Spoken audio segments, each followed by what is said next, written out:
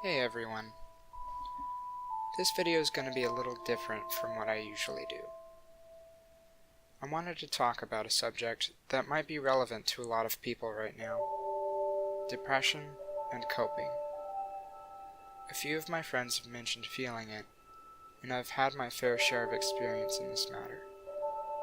I've got a few stories, so first I'll give you a bit of background about me. I've gone through cycles of depression over the years, and for a number of reasons.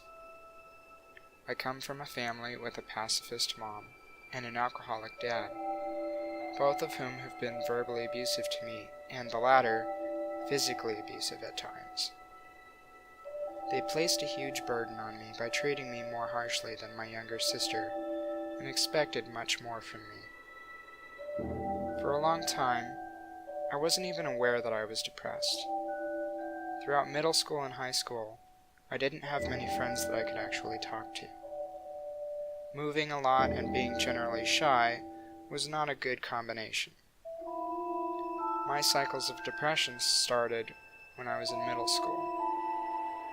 After we made the last major move of my life besides my big move from California to Oregon a few years back, a kid from my PE class thought it would be funny to pick on the new kid by spreading a rumor around the school that I was gay.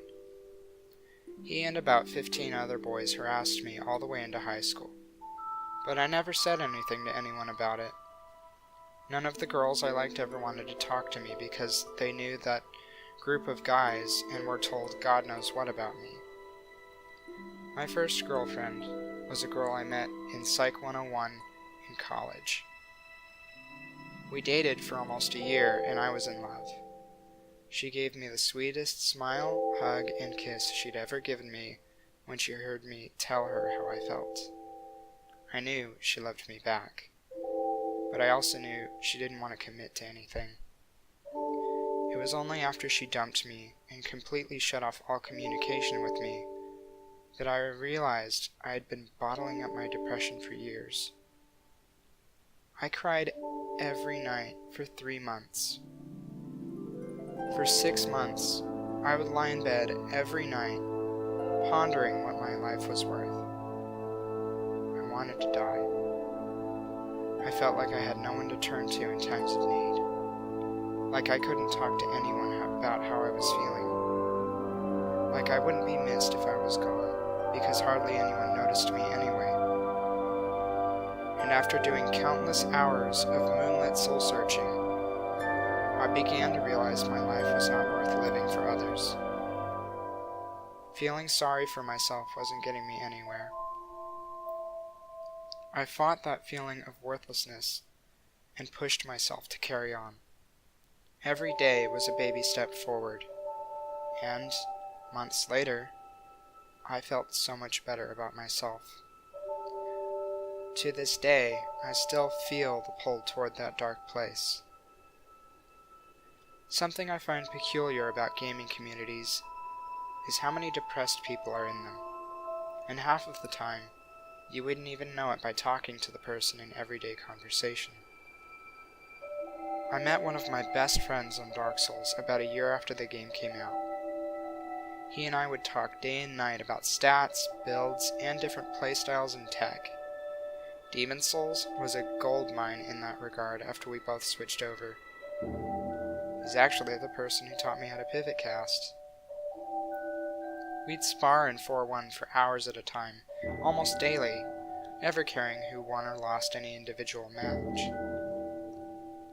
All we cared about was improving our skills, and we both felt brotherly kinship. But things got complicated after a while. My friend had a drug and alcohol problem. I didn't know this until very late in our friendship when he called me in a complete drunken stupor and had no memory of it the next day, even denying that it ever happened. By this time, I already knew he was hanging out with the wrong people. You might roll your eyes when you hear someone say toxic people nowadays, but he was around people who wanted to create drama, isolate him from anyone who could be considered a true friend, and they wanted him to kill himself. It was a game to them.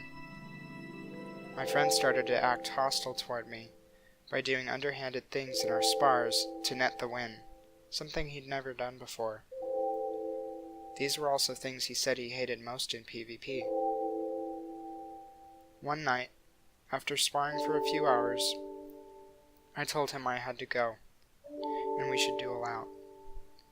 It was like no duel we'd had in the past, though.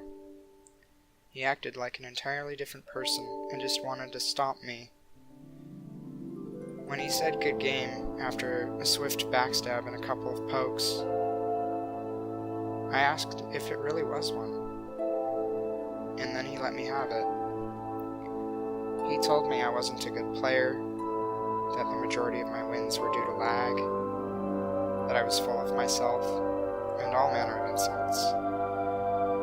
And then immediately afterward, he half apologized. I pushed him away. I could tell that he was no longer the person I knew and loved like a brother. And, a few months later, I got word that he had killed himself via overdose. I want everyone out there to know that although depression is a very difficult thing to deal with, you aren't alone. It can be the toughest thing in the world to find the motivation, but the best thing you can do is keep pushing yourself forward. I've seen so many wonderful people spiral downward because of the negativity in gaming communities getting to them. If you ever feel like a game or community is the cause of you feeling depressed, I implore you to take breaks and find other things to enjoy. And I want to leave all of you with one warning. Be careful. It might seem hard to believe, but there are people out there who pride themselves on getting sick mind games going, isolating their targets, and feeding into their depression with the simple goal of seeing how far they can take it. I've even heard of one individual bragging about getting someone to kill themselves. Should a Demon's Souls remaster or a remake ever happen, I don't doubt that would rouse the attention of people like that. So, be on guard. Thank you for watching. I'd like to know how you feel about this issue, so feel free to leave a comment and like the video if what I've said here has some positive meaning for you. Take care, everyone.